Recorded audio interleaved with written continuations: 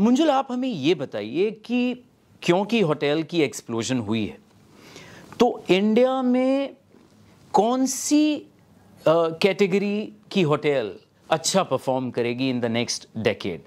क्या luxury hotels India में perform करेगी या बिजनेस होटल्स एक अपनी ही जगह बना रही है? सर बेसिकली ऐसा है कि हम रियल एस्टेट डेवलपमेंट में भी हैं और हम होटल्स में भी हैं। और जैसे हम दोनों पर्सपेक्टिव से देखते हैं, आपको ये ध्यान में रखना है कि इस इंडस्ट्री में अगर आप ब्लिंकर्स लेके, जैसे घोड़े को हम ब्लिंकर्स बांधते हैं कि वो सीधा चले, अगर वैसा लेके चलेंगे तो आपका पर्सपेक्टिव गलत होगा। कौन सा सेगमेंट ग्रो करेगा?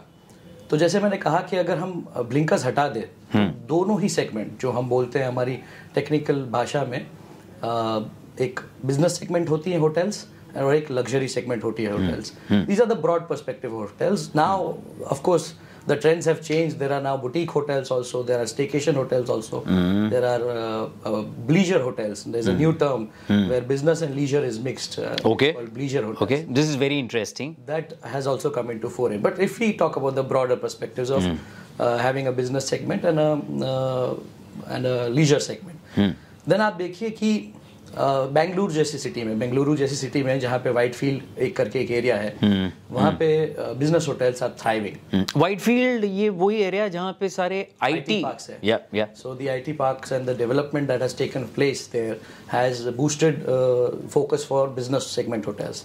वैसे ही हमारी जो सिटी है, जो हम अब हम चेंज कर रहे हैं ये पर्सपेक्टिव बोलेगा कि टीयर 2 या tier 3 city, because we would like to address them as developing cities rather than tier 2 and tier 3 cities. For the ease of understanding, let's temporarily address them as that. So the tier 2 cities like Vadodara में हम देख सकते हैं कि business hotels काफ़ी हैं। Surrounding जो industries है हमारी वो उनको केटर करती हैं।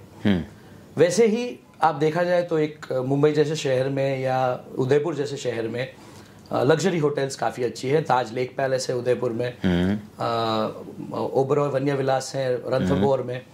These hotels are doing exceptionally well. And the business hotels like Novotel or the Fortune by ITC, all of them are doing great. So all of them in their own market segments, positionings are doing great. Having said that, even a hotel like St. Regis, which is an interesting overlap of a business hotel and a leisure hotel. It has all the amenities of a business guest who's looking for meeting spaces, who's looking for quick check-in, check-outs, high-speed Wi-Fi connections. It also has a great area for having services of your butlers, your swimming pools, all that we count as leisure activities. So in a way, everything is going in a very nice synergy. So both the hotels and the segments can overlap, can work individually also. But the point to note here is that if you are not careful about choosing the right location and finding the right market gap, you might end up making a boutique hotel in Bengaluru in Whitefield, which by my perspective or by my opinion will not work well for you. बहुत सारे factors होते हैं। सिर्फ तो इसे ये समझ में आता है कि सिर्फ लोकेशन ही नहीं है, लेकिन लोकेशन जितना इम्पोर्टेंट है, लोकेशन के साथ साथ आपका पर्पस क्या है और आप क्यों उस लोकेशन पे कौन सी कैटेगरी की होटल शुरू करना चाहते हैं, इसमें ड्यू डिलिजेंस ठीक से करना ये बहुत इम्पोर्टेंट है। जी बिल्कुल।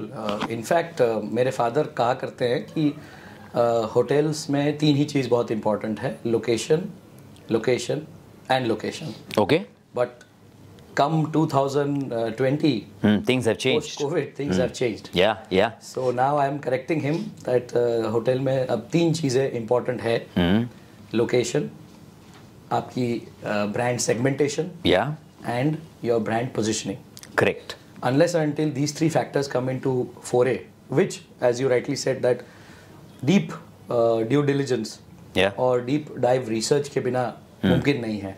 See, रशेश जी, होटल्स जनरली हम जब बाहर से देखते हैं या हम खुद एज अ गेस्ट एक्सपीरियंस करते हैं तो हमें बहुत ही अच्छा फीलिंग आता है कि क्या शानदार चीज़ बनाई है, पर उसकी जो नींव है उसके नीचे काफ़ी होटेलियर्स गड़े हैं और वो उसी वजह से अनफॉर्चुनेटली गड़ गए हैं क्योंकि उन्होंने ये 3 चीज़ों का ध्यान नहीं रखा था। क्या यही एक कारण है कि आज जब हम मेट्रोज़ में खासकर होटल ओनर्स से बात करते हैं और ऐसे होटल ओनर्स जिन्होंने इन 3 फैक्टर्स को ध्यान में नहीं रखा होटल शुरू करते हुए, और उन्होंने सिर्फ क्योंकि उन्हें होटल शुरू करनी थी एक अच्छे लोकेशन पे उन्होंने होटल शुरू कर दी, they are facing huge problems because उनका इनिशियल पर्पस और क्लैरिटी था ही नहीं